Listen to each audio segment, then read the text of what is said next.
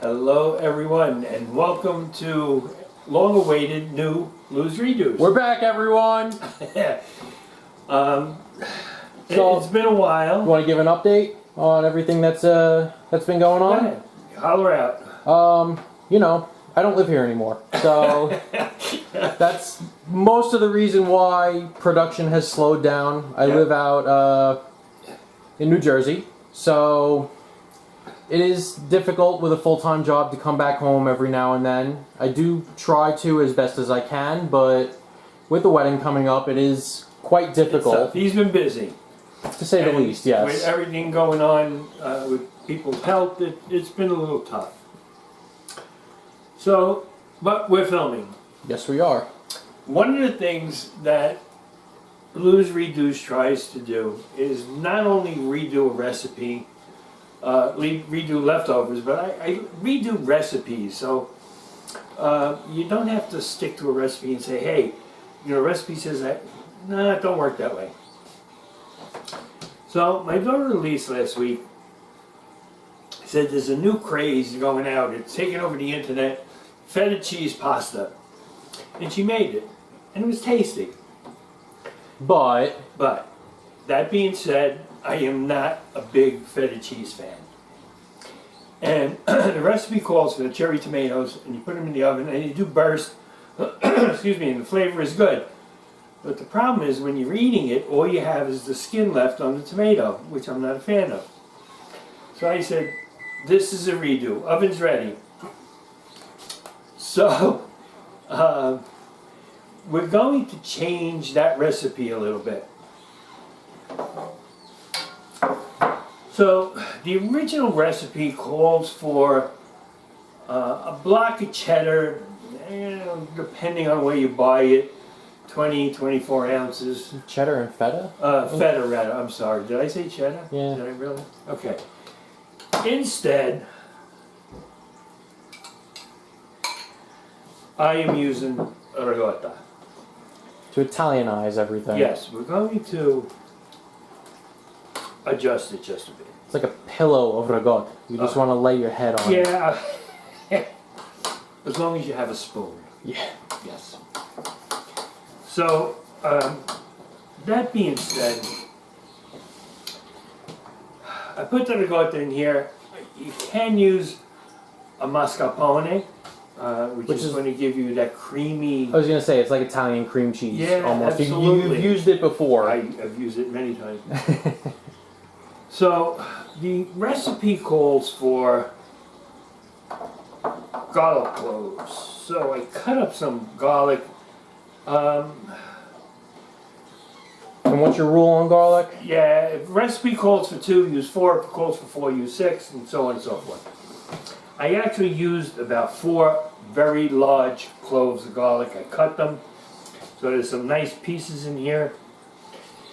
Now this is where we start to get different. I'm not using cherry tomatoes. What I'm using is sun-dried tomatoes. So we are going to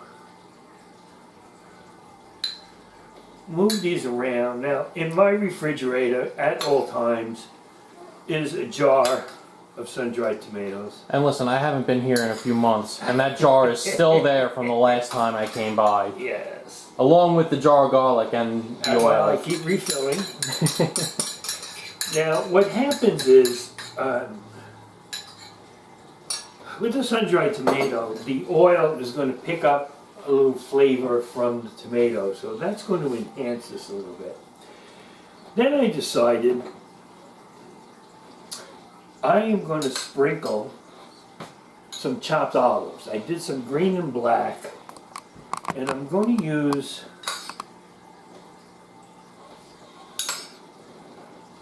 some olives in here just to kind of pick up that flavor a little bit. And give it some different colors as well. Absolutely.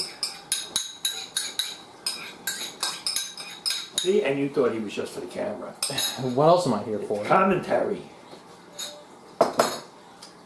And what I also did. I don't get paid enough for this. is I cut up some stuffed cherry peppers. And that's going to give it a nice little zing.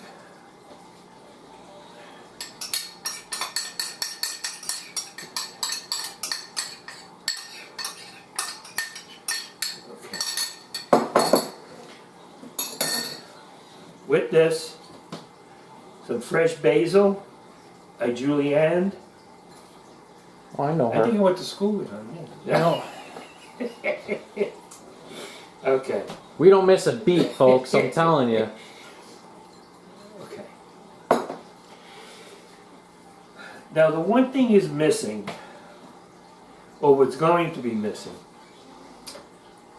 when the tomatoes burst, the cherry tomatoes, it releases the pulp, the seeds, and juice.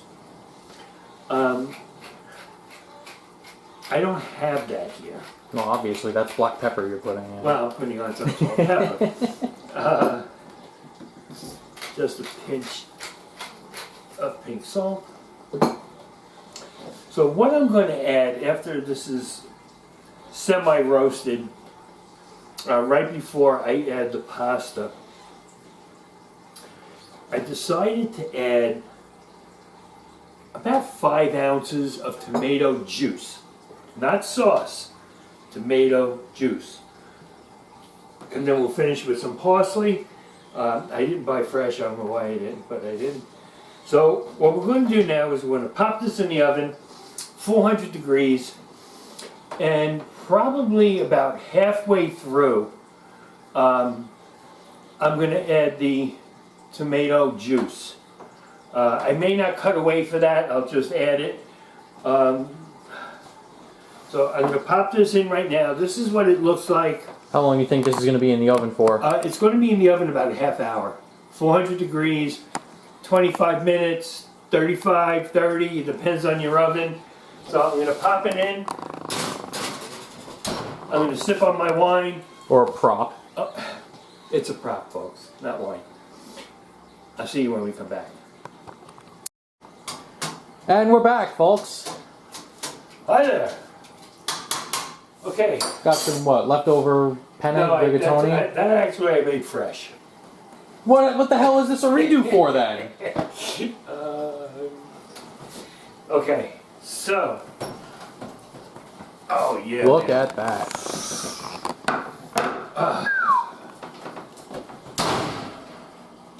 Wow, that looks delicious.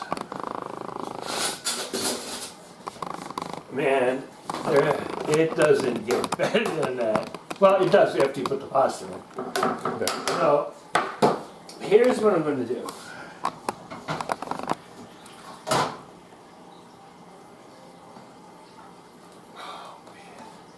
I know you don't even want to touch it because it looks so pretty. It's picture perfect. It really is.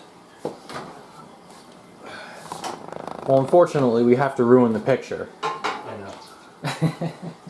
Okay, so what I'm going to do is I'm going to add, we'll start with about a half a cup of pasta water.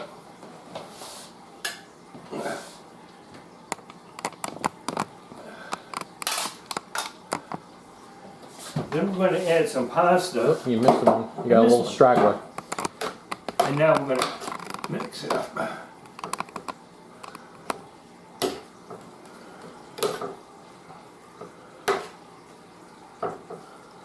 Folding in all those flavors and I'm gonna colors go and around this everything. way. Throw some balsamic glaze on top of there too. Probably. I'm saying it would probably be really good too. Yeah, you probably can. I know you I will. want to bring out the flavors Of everything that's that in I there. have, yeah.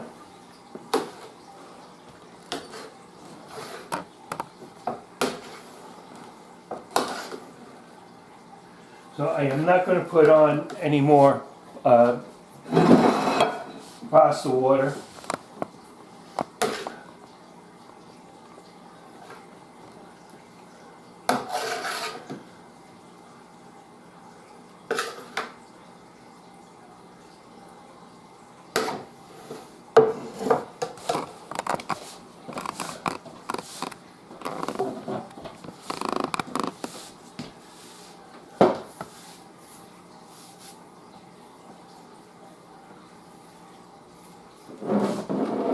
there you have it, folks. Like it came out of a restaurant. We did a little bit of a twist on the feta pasta. We did an Italian version of.